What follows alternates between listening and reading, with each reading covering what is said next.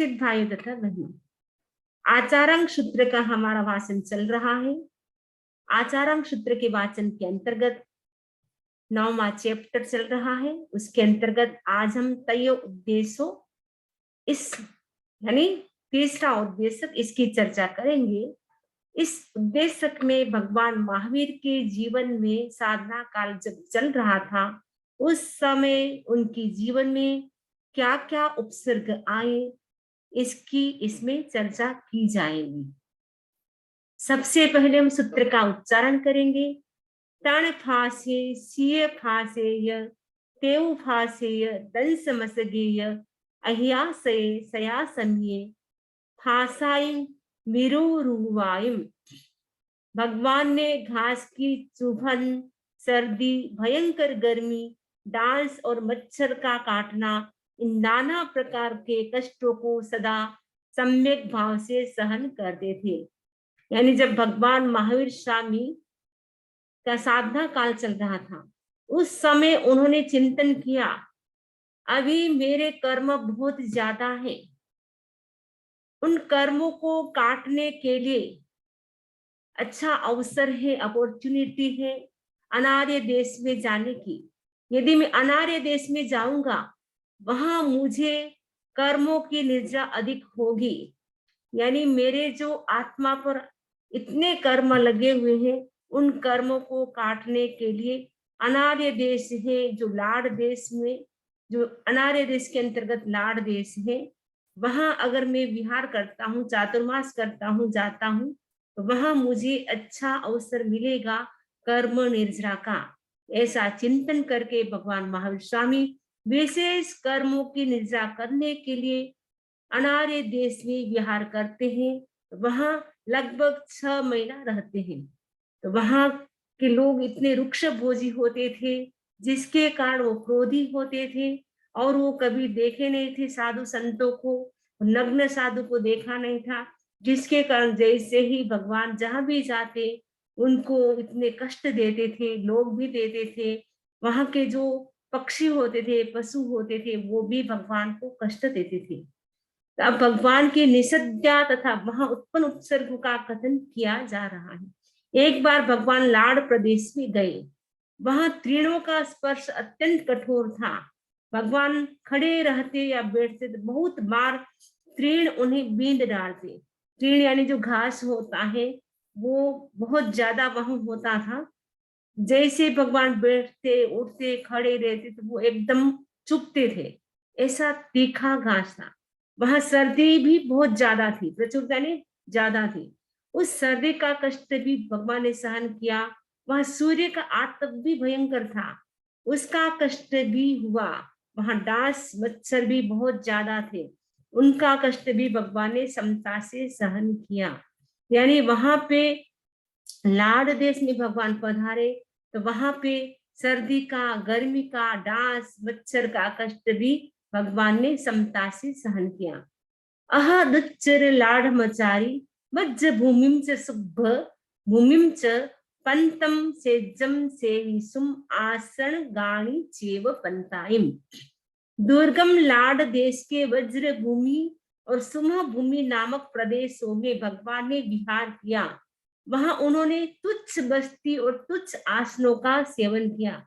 यानी जब भगवान महावीर लाड़ भूमि गए, सुमह भूमि गए, उस समय उन्होंने अनेक प्रकार के उपसर्ग सहन किए, और उसके साथ साथ उन्होंने क्या किया, उपसर्ग सहन किए अनार्य देश में। तो अनार्य देश में क्या किया, आवश्यक चूर्णी के अनुसार ये ज्ञात होता है कि भगवान ने अनार्य देश से आश्विन मास में निष्क्रमण किया। भगवान ने 9वां चातुर्मास वज्र भूमि में किया था, ऐसा प्रतीत होता है। यानी जो अनार्य देश है, वहां वज्र भूमि है, वहां पर भी भगवान ने चातुर्मास किया था। और 9वें वर्ष में, यानी साधना का जब 9वां वर्ष चल रहा था, उस समय भगवान महावीर चातुर्मास के लिए वज्र भूमि में गए थे। ये आवश्यक चूर्णी के आधार पर पता चलता है। पंत ये देशी शब्द है, इसका अर्थ है तुच्छ, प्रांत सया, शून्य गृही आदि। प्रांत आसन अर्थात वैसे स्थान जो मिट्टी से लिपे पुते हो। यानी भगवान महावीर जब अनार्य देश में गए, वहां उनको स्थान कैसा मिला? एकदम शून्य घर, और आसन भी कैसा, जो मिट्टी से लिपे हुए हो, वैसा उनको स्थान मिला। भगवान साधना काल में लाड़ देश यानी पश्चिम बंगाल के तमलुक, मिदनापुर, हुगली तथा वर्धमान जिले का हिस्सा में गए थे। उस प्रदेश में घास बहुत होती थी, इसलिए बार बार उसके चुभन के प्रसंग आते। यह वह प्रदेश पर्वतों से आकीर्ण था, इसलिए वहां सर्दी बहुत पड़ती थी। ग्रीष्म भगवान सूर्य के आतप को सहन करते थे, यानी ग्रीष्म ऋतु में, समर में बहुत ज्यादा सूर्य तपता था, तो धूप भी बहुत ज्यादा लगती थी, उसका भी कष्ट सहन किया।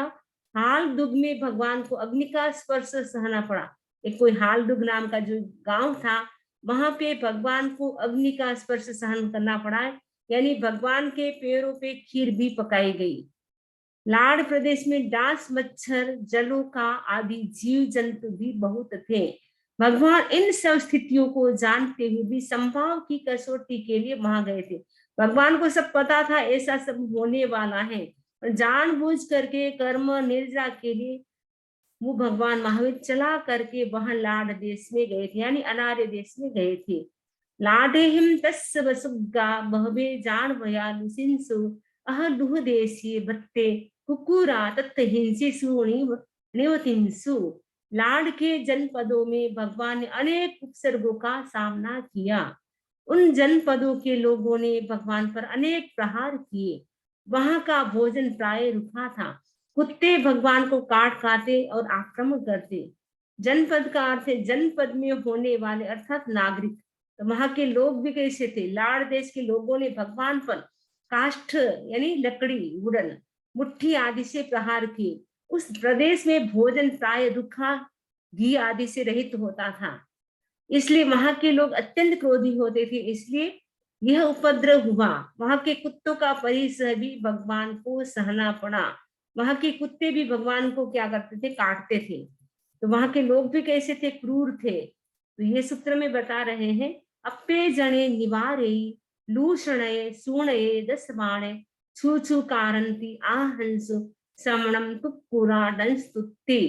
वहां कुत्ते काटने आते या भोंकते, तब कोई कोई व्यक्ति उन्हें रोकता, किंतु बहुत सारे लोग श्रमण को कुत्ते काट खाए इस भावना से छू छू कर कुत्तों को बुलाते और भगवान के पीछे लगाते। यानी जब भगवान महावीर अनार्य देश में गए, लाड़ देश में गए, तब वहां के कुत्ते भी भगवान को भोंकते थे। और कुछ ऐसे लोग होते थे दयालु, जो कुत्तों को रोकते थे। बाकी सारे लोगों की भावना रहती थी इनको कुत्ते काटे खाए, तो छू छू करके भी कुत्तों को बुलाते थे, भगवान के पीछे कुत्ते को लगा देते थे। लाड़ प्रदेश पर्वतों और बीहड़ जंगलों के कारण बहुत दुर्गम था, फिर भी भगवान वहां गए। वहां भगवान को रहने के लिए प्रायः सूने और टूटे फूटे घर मिले। उन्हें बैठने के लिए काष्ठासन, फलक और पट्ट मिले। वे भी कैसे? धूल, उपले और मिट्टी से सने हुए थे, फिर भी भगवान के संभाव में कोई अंतर नहीं आया। वहां घर तो टूटे फूटे थे, और बैठने के लिए आसन कैसे थे? पट्ट कैसा था? वो भी धूल से भरा हुआ, ऐसा गंदा, उसके ऊपर भगवान बैठते थे। फिर भी भगवान की जो समता थी, इसलिए कुछ भी अंतर नहीं आता है। वही प्रसन्नता, अनुकूलता हो चाहे प्रतिकूलता हो, सब में समता से ही रहते थे। इस सब स्थितियों में कोई भी सिचुएशन होती, उनमें उनकी समता खंडित नहीं होती थी, प्रसन्नता खंडित नहीं होती थी, एवरी टाइम हैप्पी रहते थे। लाड़ प्रदेश के वज्र और शुंभ प्रदेशों में प्रायः नगर नहीं थे, वहां तिल नहीं होते थे। गायें भी बहुत कम थी, इसलिए तेल और घृत सुलभ नहीं थे। फलतः वहां की निवासी रूखा भोजन करते थे। रूखा आहार करने के कारण बहुत क्रोधी थे। बात बात में रुष्ट होना, गाली देना, प्रहार करना उनके लिए सहज था। वे घास के द्वारा शरीर का प्रावरण करते थे। भगवान मध्याह्न में भोजन लेते थे।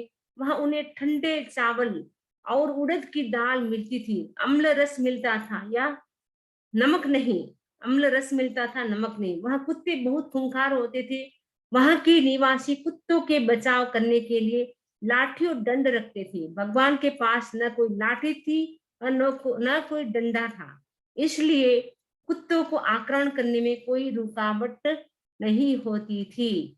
यानी भगवान जब अनार्य देश में गए तो उनको कैसा स्थान मिला, टूटा फूटा, और बैठने के लिए कैसा पट्ट मिला, धूल से भरा हुआ गंदा मिला। और वहां के लोग कैसे थे, वृक्ष भोजी थे, क्योंकि वहां तिल नहीं होता था, इसलिए तेल भी नहीं होता था, घी भी नहीं मिलता था वहां। तो लुखा भोजन करने के कारण वहां के लोग भी एकदम क्रोधी स्वभाव के थे।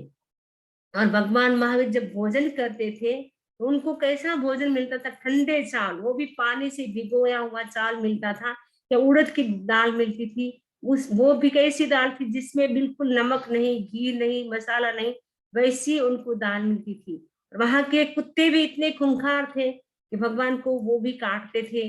वहां के लोग भी अपने बचाव के लिए एनी टाइम वो लाठी रखते थे, लेकिन भगवान महावीर तो कोई लाठी रखते नहीं थे, तो कुत्तों को वो ऐसे भी रोक नहीं सकते थे।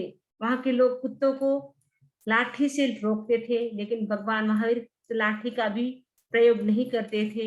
इतने कष्टों को भगवान ने समता से सहन किए। एलिक खये जणे बुज्जो बहवे वज्र भूमि खरुषासी रट्ठिम गहाय समणा तत्थ एव भी हरिंसो। भगवान ने ऐसे जनपद में बार बार विहार किया। वज्र भूमि के बहुत लोग वृक्ष भोजी होने के कारण कठोर स्वभाव वाले थे। उस जनपद में कुछ श्रमण लाठी और नालिका पास में रखकर विहार करते थे। भगवान ने ऐसे जनपद में बार बार विहार किया।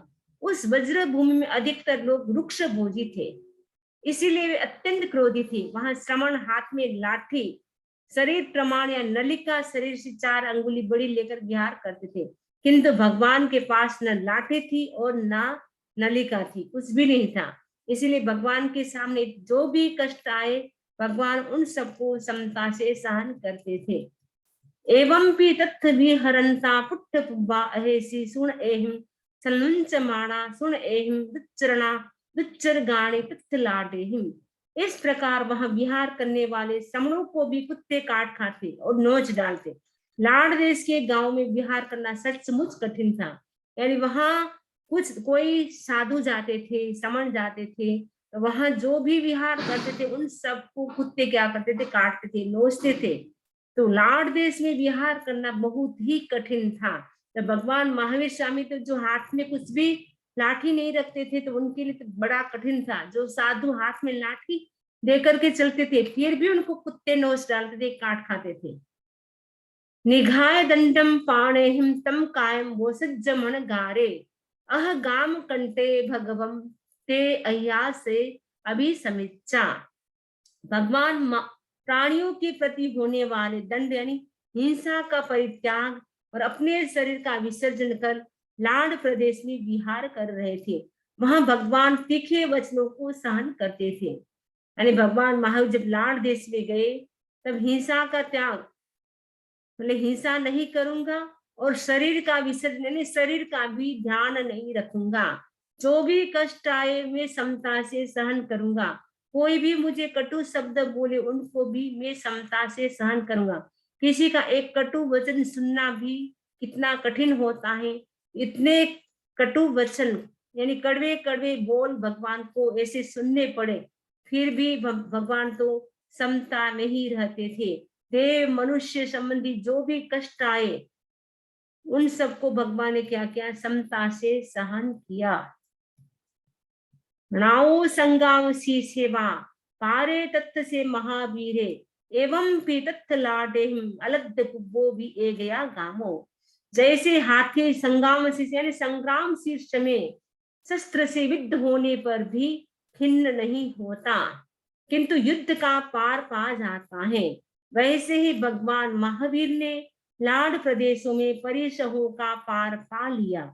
उन्हें वहां कभी कभी ग्राम नहीं मिला। ग्राम का मतलब है निवास स्थान, यानी रहने के लिए स्थान भी नहीं मिला। उस स्थिति में भी वो विचलित नहीं हुए। निवास के स्थान नहीं मिला फिर भी विचलित नहीं हुए। मतलब भगवान महावीर कैसे विचलित नहीं हुए, एग्जाम्पल देते हैं। जैसे हाथी होता है, युद्ध में जाता है तो एकदम शस्त्र से विद्ध जाता है, यानी शस्त्र उनके ऊपर इतने शरीर के ऊपर गिरते हैं, शरीर पूरा जैसे चलने जैसी विद्ध होती है ना, छिद्र वाली, वैसे उनका शरीर भी ऐसे शस्त्र से विद्ध जाता है। फिर भी हाथी क्या करता है, युद्ध का पार पा जाता है, खिन्न नहीं होता है। वैसे ही भगवान महावीर ने भी लाड़ प्रदेश में इतने परिसाए, उन सब परिसरों को जीत लिया, यानी उनमें भी वो विचलित नहीं हुए, समता से सहन किया। स्थान नहीं मिला रहने के लिए तो भी उनके मन में कोई भी प्रतिक्रिया नहीं, रिएक्शन नहीं। वो संकमंत परिणम गामंतियम्पि अपत्तम परिनिक्खमित्तु लुसिंसु एत्तो परम पले हित्ति। भगवान नियत वास और नियत आहार का संकल्प नहीं करते थे। ऐसे नहीं कि मुझे पर्टिकुलर अमुक स्थान चाहिए, अमुक भोजन चाहिए, ऐसा कोई संकल्प वो नहीं करते थे। ये प्रयोजन होने पर निवास या आहार के लिए गांव में जाते थे। जब उनको लगता कि अब मुझे मेरे से ध्यान नहीं हो रहा है या बैठा नहीं जा रहा है, तब वो भोजन की गवेषणा करते थे, यानी भोजन के लिए वो बाहर जाते थे। उससे पहले जब तक वो ध्यान कर सकते थे तब तक तो वो ध्यान करते रहते थे, लेकिन जब लगता था अब खड़ा रहना मुश्किल है, ध्यान करना मुश्किल है, तब जरूरत होने पर भी वो गांव में भिक्षा के लिए जाते थे, अदरवाइज वो जाते भी नहीं थे। भगवान सिख भिक्षा या आवास के लिए गांव में जाते, किंतु नियत वास और नियत आहार का संकल्प नहीं करते। भगवान गांव के पास पहुंचते, किंतु भीतर प्रवेश करने से पूर्व ही गांववासी लोग ताड़ना, तर्जना और प्रहार करते, कहते, हे नग्न भिक्षु, हमारे गांव में क्यों प्रवेश कर रहे हो? तुम यहाँ से आगे किसी दूसरे गांव में देखो। और जैसे ही भगवान महावीर गांव में प्रवेश करते तो गांव के लोग क्या करते, ये क्योंकि भगवान महावीर वस्त्र नहीं रखते थे, एक वस्त्र था वो 13 महीना तक चला था, उसके बाद वो निकल गया, उसके बाद नए वस्त्र नहीं लिए। तो दिगंबर साधु जैसे अभी वर्तमान में आप देखते वैसे ही भगवान रहे थे। तो जैसे ही दिगंबर देख करके, नग्न देख करके लोग गांव में आने ही नहीं देते थे। ये नग्न भिक्षु, तुम यहाँ क्यों आए?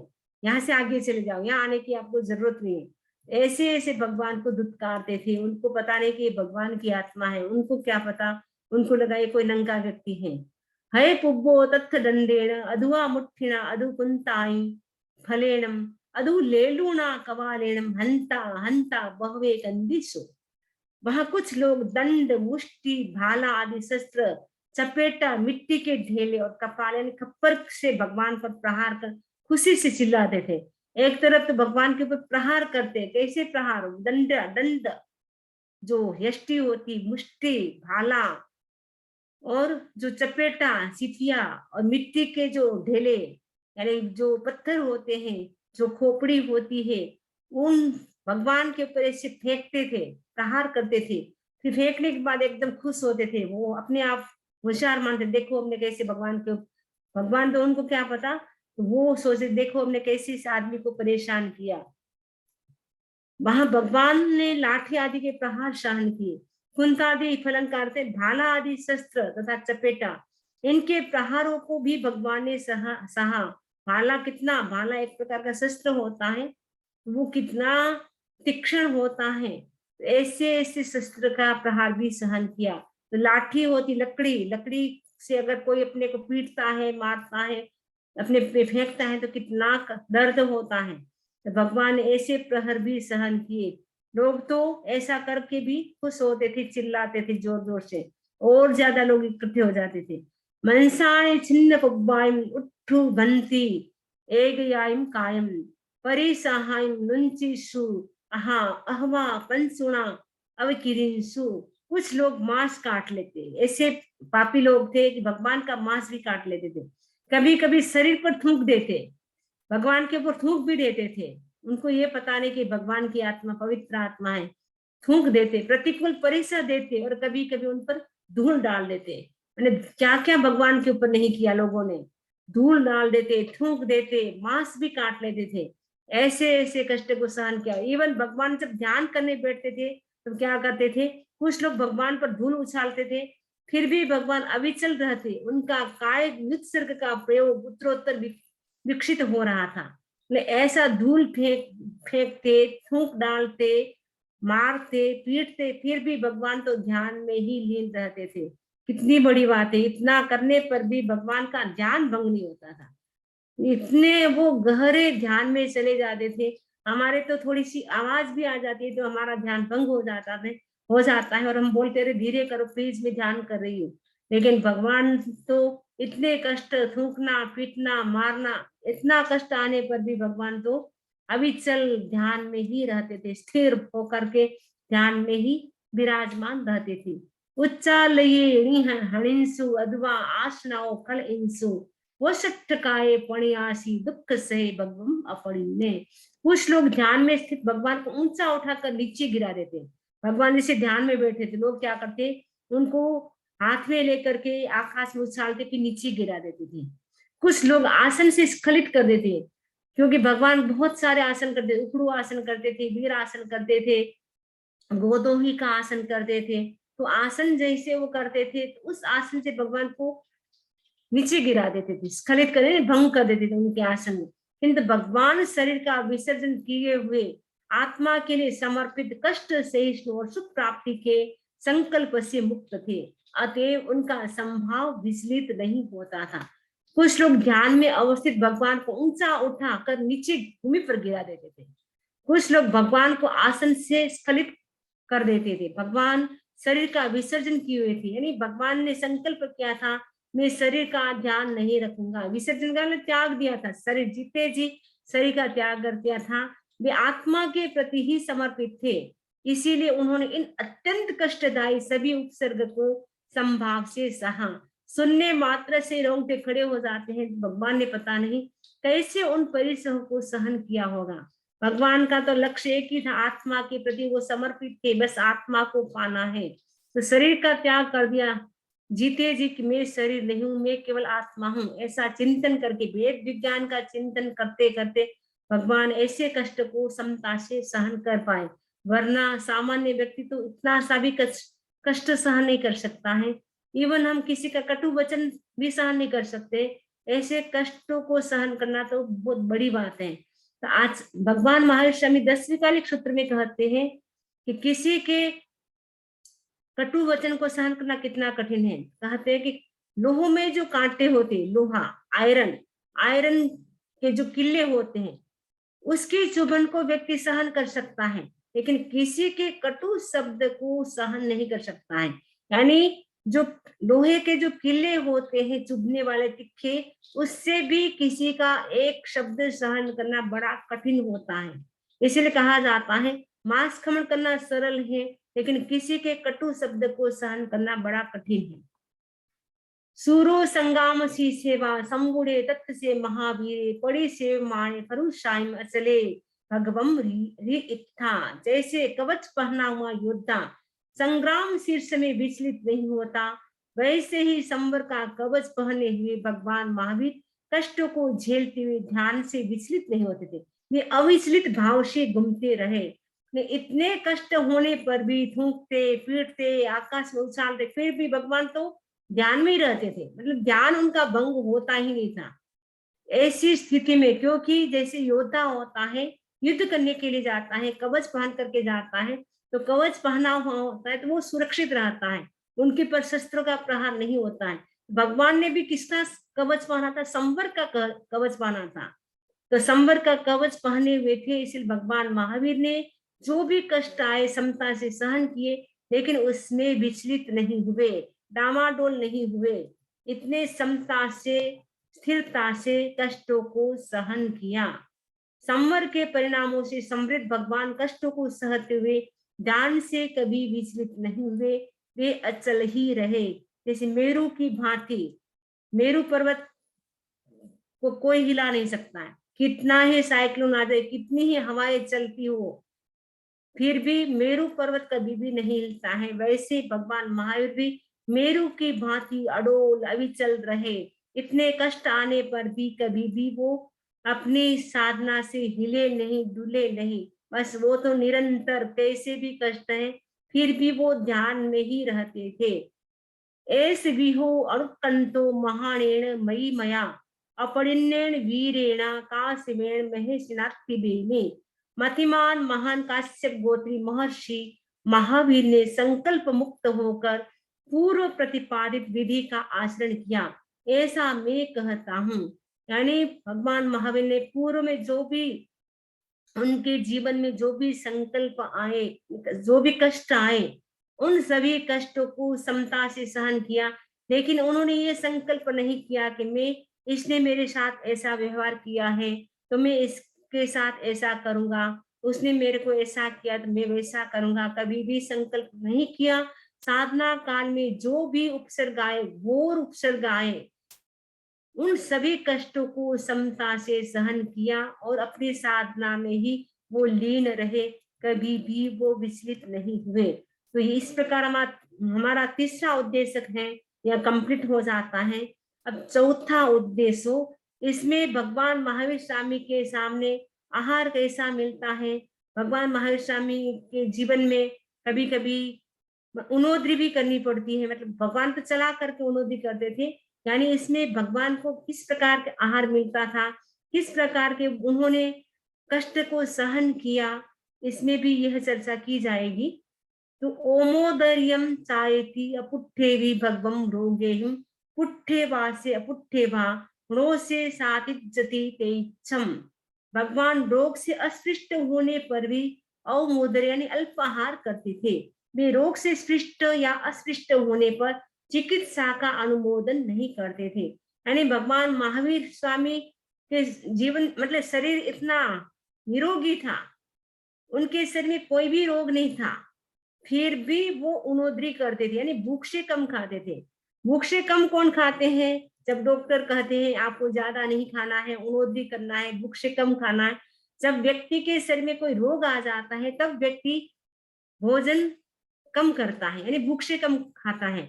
लेकिन भगवान महावीर स्वामी के जीवन में कोई रोग नहीं था, फिर भी वो उनोद्री करते थे। वो उनका उद्देश्य था कर्मों की निर्जा करना। लाड़ देश के निवासियों में कुछ लोग भद्र प्रकृति के थे, कुछ लोग सहसा सोच समझे बिना काम करने वाले थे। वे भगवान को आसन से स्खलित कर देते, किंतु ऐसा करने पर भगवान रुष्ट नहीं होते। भगवान के संभाव को देखकर उनका मानस बदल जाता और वे भगवान के पास आकर अपने अशिष्ट आचरण के लिए क्षमा याचना करते। जो क्रूर चित्त वाले थे उनका हृदय परिवर्तन नहीं होता था। अल्पाहार करना सरल कार्य नहीं है। साधारणतया मनुष्य बहुभोजी होते हैं, यानी भूख से ज्यादा खाता है, सोचे ज्यादा खाए ताकि भूख न लगे।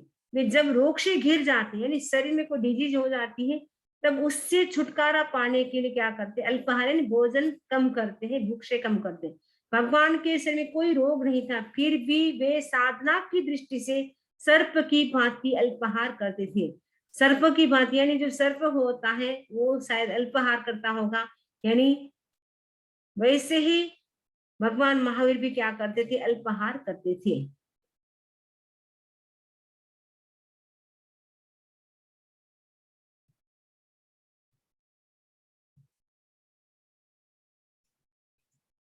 संसोहणं च वमनं च गायभङ्गणं विषिणानं च संवाहनं च संवाहनं न से कप्पे दंतपक्षालनं परिन्नाये।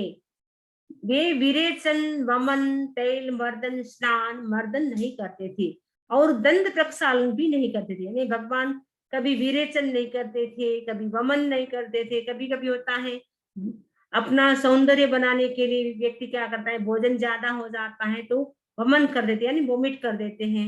कभी विरेचन यानी जो टॉयलेट का स्थान है वहां उस स्थान से वो तेल चढ़ाते हैं जिससे हमारा शरीर एकदम तंदुरुस्त रहे, निरोगी रहे।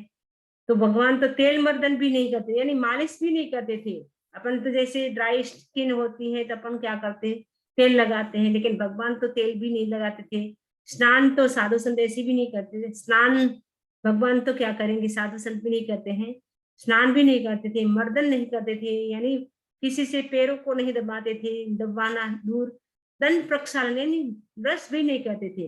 वर्तमान संदर्भ ब्रश खुल गया है, लेकिन उस समय काफी समय तक आचार्य तुलसी के टाइम तक भी साधु संत होते थे, कपड़े नहीं धोते थे, दान यानी मंजन भी नहीं करते थे। बाद में किसी ने कहा तब जाकर के ये खुला गया, उससे पहले अपने संग में भी यही चलता था। अब चिकित्सा के अंगों का निरूपण करते हैं। तो संशोधन का मतलब विरेचन, गुदा मार्ग से दोषों का निर्हरण करना, यानी टॉयलेट के स्थान से कभी कभी किसी को किसी प्रकार की प्रॉब्लम होती है तो उस स्थान से तेल चढ़ाते हैं जिससे वो स्थान स्वस्थ रहता है। वमन का मतलब औषध के प्रयोग से ऊर्ध्व मार्ग, मुंह से दोषों का निर्हरण करना। कभी कभी किसी को कोई प्रॉब्लम होती है, एसिडिटी की प्रॉब्लम होती है, तो कभी कभी क्या करते हैं, दवा लेते हैं फिर निकाल देते हैं। गात्र अभ्यंग, शरीर पर तेल मर्दन भी नहीं करते थे। पानी से शरीर का अभिसिंचन, स्नान भी नहीं करते थे। संवादन का मतलब मर्दन, दंत प्रक्षालन, दंतों, अंगुली अथवा पानी से दांतों को साफ करना। भगवान महावीर ने इन सब के उपयोग का परिहार किया। वीरे गाम दम्बे रियति महाणे बहु वाई शिशिरम्मी ए गया भगवम छायाए झाई आसीय। भगवान शब्द आदि इंद्रिय विषयों से विरत होकर विहार करते थे। ये बहुत नहीं बोलते थे, वे शिशिर ऋतु में छाया में ध्यान करते थे। भगवान महावीर के जो पांचों इंद्रिय थे, पांचों इंद्रियों का वो संयम करके विहार करते थे। वो भगवान महावीर ज्यादा नहीं बोलते थे, बहुत कम बोलते थे। और शिशिर यानी विंटर में भी वो क्या करते, छाया में ध्यान करते थे। अपन तो विंटर में क्या धूप खोजते, धूप में बैठते हैं, लेकिन भगवान तो छाया में बैठ करके उस समय भी वो ध्यान करते थे। आया वही यगिम्हाणम अच्छे कूड़े अभिवाते अदु जाव इत्थम दुहेण ओयण मंथु कुम्मा सेणम। भगवान ग्रीष्म ऋतु में सूर्य का आताप लेते थे, उकड़ू आसन में वायु के अभिमुख होकर बैठते थे। वे कभी कभी रूखे कोदो सत्तू और उड़द से जीवन यापन करते थे। ग्रीष्म ऋतु में भी क्या करते, सूर्य का आताप लेते थे यानी समर में, और उकड़ू आसन में वायु के अभिमुख होकर बैठते थे, जहां ज्यादा हवा चल रही उसके सामने बैठ जाते थे। वे कभी कभी रुखे, उनको जो सत्तू उड़द के जो बाकुले जो होते वो एकदम सूखे दुखे सूखे मिलते थे, उनसे अपना जीवन वो चलाते थे। भगवान ने दीक्षित होते एक संकल्प किया था कि मैं साधना काल में शरीर का विसर्जन करूंगा। इस संकल्प के अनुसार वे शरीर के परिकर्म से मुक्त रहते थे, क्योंकि इस दीक्षा ने तब संकल्प किया था मैं शरीर का ध्यान नहीं रखूंगा, इसीलिए वो शरीर का बिल्कुल भी ध्यान नहीं रखते थे। जो साधक आत्मा के लिए समर्पित हो जाता है उसके लिए शरीर की सार संभाल और साज सज्जा से मुक्त होना आवश्यक है ही, साथ साथ शरीर की विस्मृति भी आवश्यक है। यह चर्या उसकी विस्मृति का अंग है। आत्मा के लिए भगवान तो समर्पित हो गए थे, इसलिए भगवान को यह भी नहीं बोध होता था कि मैं शरीर हूँ, शरीर का कुछ ध्यान रखना है, उनको कोई बोध नहीं, बस केवल आत्मा का ही ध्यान रहता था। मेरी आत्मा कर्मों से जल्दी हल्की बने, जल्दी मुझे मोक्ष जाना है, एक ही चिंतन रहता था। ये आनी तिन्नी पड़ी सेवे अट्ठ मासे जावे भगवम, अब अभित ए गया भगवम अद्ध मासम अधुआ मासम पी। भगवान ने इन तीनों का सेवन कर 8 महीने तक जीवन यापन किया। उन्होंने कभी कभी अर्ध मास या 1 मास तक भी पानी नहीं पिया, यानी उनको जो उड़द और कद्दू जो सूखे सूखे बाकुली मिलते थे बस, और चावल जो भी मिलता था बस उनका ही वो सेवन करते थे। ऐसे 8 महीने तक उनको इसके अतिरिक्त कुछ भी नहीं मिला, बस उड़द के बाकुले सूखे सूखे और चावल ठंडे ठंडे और कद्दू, वो भी कोई आहार का प्रकार है, वही मिला। तो 8 महीने तक ऐसा ही उनका बीता। और उसके बीच भी उन्होंने कभी 15 दिन की तपस्या कर ली, और धमासन 15 दिन की तपस्या कर ली, कभी मांस खमन की तपस्या कर ली, उसमें उन्होंने पानी भी नहीं पिया, क्योंकि भगवान महावीर की सारी तपस्या चौबियारी थी। ऐसी विधान तो यही है, 24 उपवास करना होता है, लेकिन वर्तमान समय में हमारा संग्रह ऐसा नहीं, हमारी कमजोरी भी है, हमारा संकल्प पक्का नहीं, इसलिए हम लोग पानी पीते हैं, लेकिन वास्तव में देखे तो चौबियारी उपवास होता है। अविसाहिये दुवे मासे छप्पी मासे अद्वा अपीविता रायो वरायम अपरिम्ने अनगीलाय मेघया भुंजे। उन्होंने कभी 2 मास से अधिक और 6 मास तक पानी नहीं पिया, यानी कभी कभी तो उन्होंने 2 महीने का उपवास कर लिया, तो कभी 6 महीने का उपवास कर लिया, तो उसमें उन्होंने 6 महीने तक पानी भी नहीं पिया, आहार तो किया ही नहीं, क्योंकि 24 उपवास हो गया, आहार पानी 4 आहार। उन्होंने 6 महीने तक हाईएस्ट तपस्या भगवान महावीर की 6 महीने की थी, भगवान ऋषभ की 12 महीने की थी, और अजितनाथ से लेकर के पार्श्वनाथ तक के जो साधु संत थे वो हाईएस्ट 8 महीने की तपस्या करते थे। तो भगवान महावीर ने भी 6 मंथ की एक साथ तपस्या की, यानी 6 महीने की हाईएस्ट तपस्या की। उनके मन में नींद लेने का संकल्प नहीं होता था, वे रात भर जागृत रहते थे। कभी कभी वे बासी भोजन भी करते थे, यानी रात भर जागते, फिर भी उनके मन में यह नहीं होता कि रात भर में बैठा हुआ हूँ, थोड़ी नींद ले लूं, थोड़ा लेट जाऊं, लेकिन भगवान तो जागृत रहते थे। कभी कभी उनको पारने में भी, इतनी लंबी तपस्या में, अपन तो पारने में केर खाते हैं, पापड़ खाते हैं, कितना कितना पारने की तैयारी करते हैं पहले दिन से, लेकिन भगवान महावीर तो पारने में भी बासी उड़द के बाकुले, 6 महीने की तपस्या, उस समय भी उन्होंने उड़द के सूखे बाकुले खाए, बासी बाकुले, वो भी चंदनमाला के हाथ से ग्रहण किए थे। वो तपस्या कितनी थी?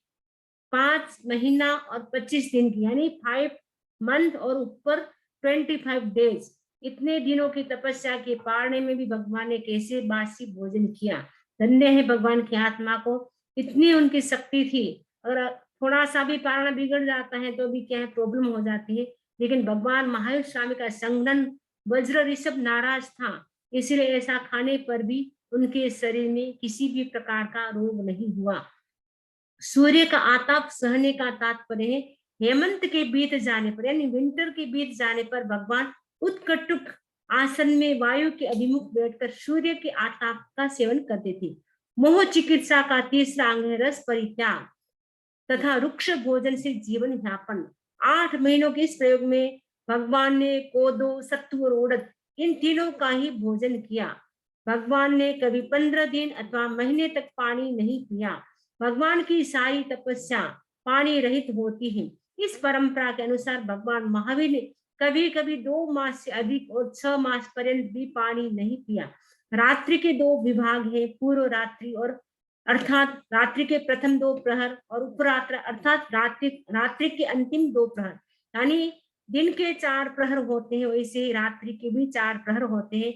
भगवान रात के चारों प्रहरों में जागते रहते थे, यानी पूरी रात होल नाइट जागते रहते थे। उनके नींद लेने का संकल्प ही नहीं होता। आहार पानक के प्रयोग के पश्चात भगवान के जागरण का प्रयोग बतलाया गया है। अब पुनः आहार का प्रयोग बतलाया जा रहा है कि भगवान ने कभी कभी बासी भोजन भी किया है। तो आहार का प्रयोग बता रहे हैं कि छठेणम एग्या भुंजे अथवा 8 मेण 10 मेणम दुवालस मेण एग्या भुंजे पिह माणे समाहिम अपरिने। वे कभी 2 दिन, कभी 3 दिन, 4 दिन या 5 दिन के उपवास के बाद भोजन करते थे।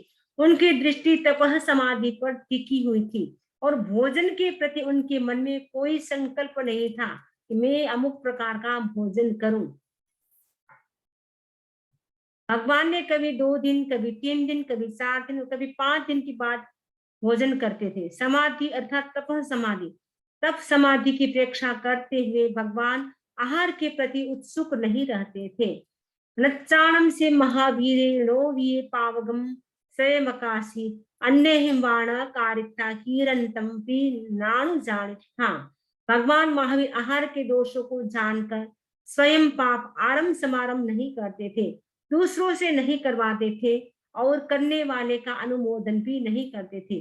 अग्नि समारंभ के दोष को जानकर भगवान महावीर आहार से संबंधित पाप आरंभ समारंभ न स्वयं करते थे और न दूसरों से करवाते थे और करने वाले का अनुमोदन भी नहीं करते थे।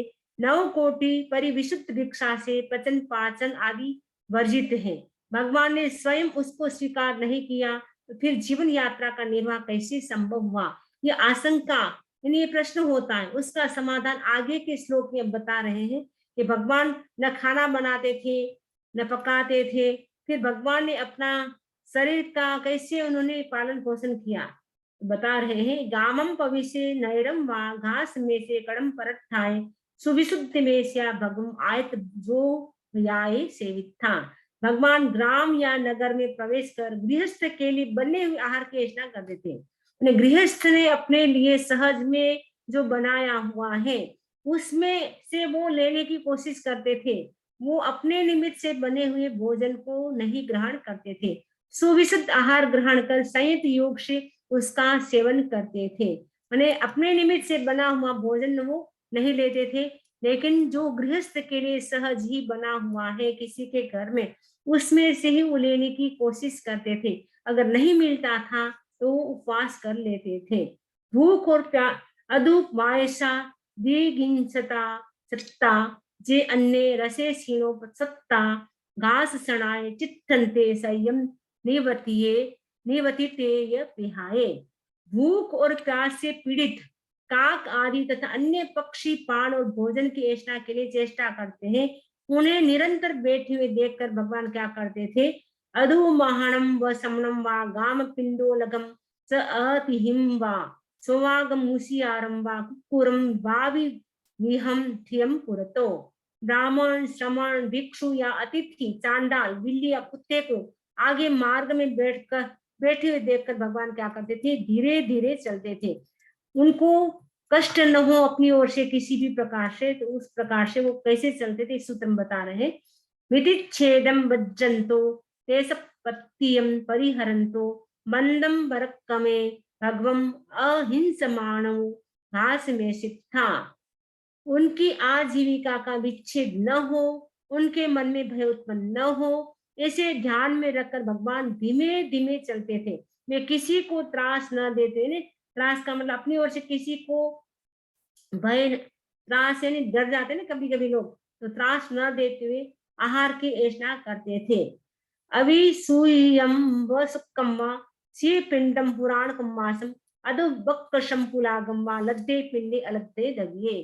भोजन व्यंजन सहित हो या व्यंजन रहित, ठंडा भात हो या बासी भात, उड़द सत्तू हो या चने आदि का रुक्ष आहार हो, भोजन प्राप्त हो या न हो, इन सब स्थितियों में भगवान राग या द्वेष नहीं करते थे। यानी भगवान को भोजन व्यंजन सहित हो, यानी व्यंजन का मतलब हो टेस्ट वाला भोजन हो या व्यंजन जिसमें बिल्कुल भी मसाला नमक कुछ भी न हो, वैसा भोजन हो, या ठंडा भोजन हो, या बासी उड़द हो, सत्तू हो, चाहे सूखे चने हो, वृक्ष भोजन कुछ भी हो, भगवान तो मिले न मिले लेकिन राग द्वेष नहीं करते थे। ऐसा नहीं कि इसने मुझे भिक्षा नहीं दी तो उसके ऊपर क्रोध करते, या थोड़ा मिलने पर उस निंदा करते, अरे ये गांव कैसा है तो भिक्षा भी पूरी नहीं मिलती है। तो ऐसा नहीं, जो भी मिलता सरस सरस जो भी मिलता टेस्टी टेस्टलेस मिलता, उन सब के प्रति वो तो संभाव संभाव रखते थे, किसी के प्रति न राग करते थे न द्वेष करते थे। अभी झाती से महावीर आसनत्य अक्रूय झाड़म उद्धमयतिर्यम चपेह माने समाहि मणि म पड़ी ने। भगवान उकड़ू आदि आश्रम में स्थित और स्थिर होकर ध्यान करते थे। वे ऊंचे नीचे और तिरछे लोक में होने वाले पदार्थों को ध्येय बनाते थे।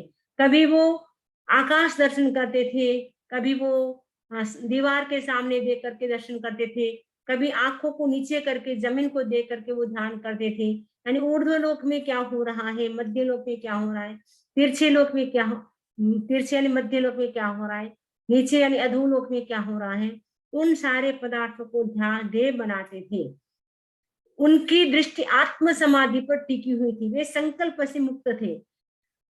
यानी भगवान जब ध्यान करते थे तो वो क्या करते थे, आसन कौन सा आसन होता था उनका ध्यान के समय? उत्कटुक आसन, वीरासन, गोदोहिक आसन अथवा ऊर्ध्व स्थान आदि ऐसे आसनों में विराज करके भगवान क्या करते थे? ध्यान करते थे। और ध्यान भी उनका कौन सा? धर्म विषय, वो ये शुक्ल ध्यान ही करते थे। वो ध्यान क्षेत्र की दृष्टि से ऊर्ध्व आदि पदों का संग्रह किया गया है। भगवान ऊर्ध्वलोकवर्ती भाव को जानने के लिए ऊर्ध्व ध्यान करते थे, अधोलोकवर्ती भाव को जानने के लिए अधो ध्यान करते थे, तिर्यक लोकवर्ती भाव को जानने के लिए भगवान तिर्यक ध्यान करते थे। भगवान संकल्प से मुक्त होकर समाधि की प्रेक्षा करते हुए अथवा शरीर के ऊर्ध्व अध और तिर्यक भाग में समाधि की प्रेक्षा करते हुए ध्यान करते थे। क्योंकि हमारे शरीर के भी 3 पार्ट हो जाते हैं। नीचे का पार्ट वो अधोलोक कहा जाता है, मिडल पार्ट वो जो हमारा पेट हार्ट आदि का जो पेट नाभि का जो भाग है वो मध्य लोक कहा जाता है, और छाती से जो ऊपर का भाग है वो ऊर्ध्व लोक कहा जाता है। तो भगवान ऐसे भी ध्यान करते थे, अपनी बॉडी पर भी ध्यान करते थे, कभी नीचे के भाग का, कभी मिडिल पार्ट का, कभी ऊपर के भाग का, ऐसे ध्यान करते थे। अगसाई विगे गेहि सद्द रुवे सुमुच्छे झाती सौमथे भी परकमाणे मनोपमायम संयमपि कुबिहत्था। भगवान क्रोध, मान, माया और लोभ को शांत कर आसक्ति को छोड़ शब्द और रूप में अमूर्छित होकर ध्यान करते थे।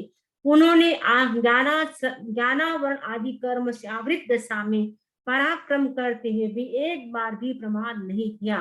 यानी भगवान महावीर अभी तक केवल ज्ञान की प्राप्ति नहीं हुई थी, छद्मस्त थे।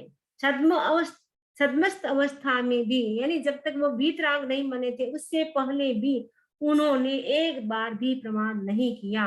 यानी जो 4 कसाय हैं उन कसायों को भी वो शांत रखते थे और किसी के प्रति उनकी आसक्ति अटैचमेंट नहीं था, न शब्द के प्रति, न रूप के प्रति, न स्पेल के प्रति, न टेस्ट के प्रति, बस अनासक्त भाव से वो रहते थे।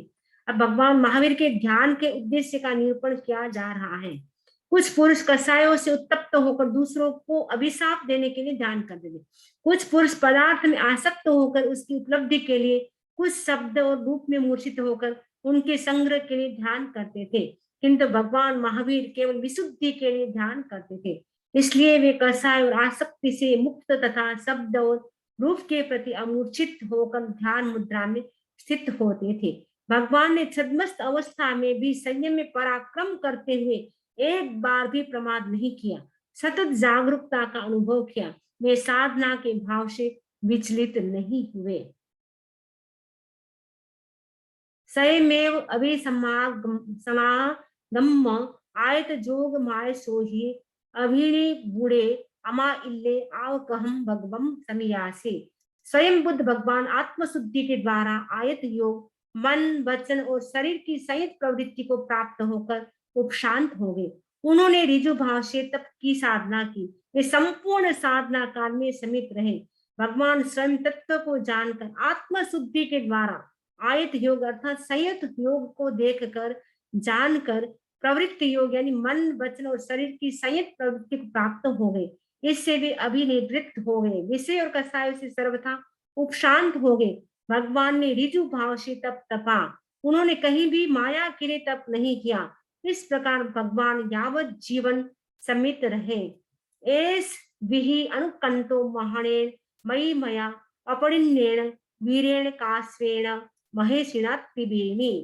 मतिमान महान काश्यप गोत्री महर्षि महावीर ने संकल्प मुक्त होकर पूर्व प्रतिपादित विधि का आचरण किया, ऐसा मैं कहता हूँ। तो भगवान महावीर ने पूरे साधना काल में अनेक प्रकार के उपसर्गों को, कष्ट को, देव, मनुष्य, तिरन संबंधी जो भी कष्ट आए उनको समता से सहन किया। किसी के प्रति न राग किया, न द्वेष किया, केवल आत्मा में ही वो लीन रहते थे, जिसके कारण 12.5 वर्षों की साधना काल में इतने कष्टों को समता से सहन किया, क्योंकि उनका लक्ष्य एक आत्मा का ही था। मुझे आत्मा को प्राप्त करना है, केवल ज्ञान को प्राप्त करना है। तो भगवान महावीर को 12.5 वर्ष का साधना काल जब पूर्ण हो जाता है, तब वैशाख शुक्ला दशमी के दिन उनको केवल ज्ञान की प्राप्ति होती है। उसके बाद केवल ज्ञान की प्राप्ति होने के बाद 30 वर्ष तक केवली अवस्था में रहते हैं और केवल ज्ञान प्राप्त होते ही जो तीर्थंकर होते हैं वो देशना देते हैं। लेकिन भगवान महावीर की प्रथम देशना खाली गई थी, क्योंकि देवी देवता आए थे, लेकिन देवी देवता कोई भी त्याग नहीं कर सकते हैं, इसीलिए प्रथम देशना उनकी खाली जाती है।